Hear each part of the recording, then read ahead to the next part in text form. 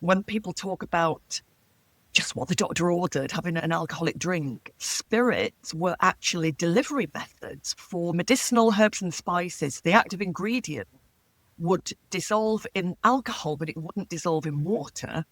So a way of getting your medicine basically was to have alcohol with it. So there weren't recreational drinks until people started to realize having the wine distilled into brandy with our medicinal herbs and spices, quite good because we get intoxicated, we get a buzz out of it.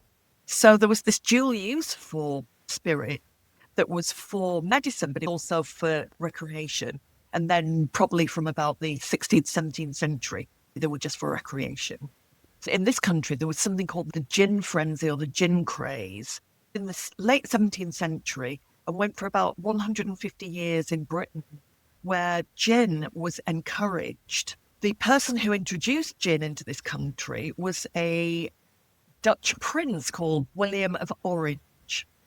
So that became really popular in Britain, and it could be made anywhere. You just had to buy a really cheap license and anybody could make gin.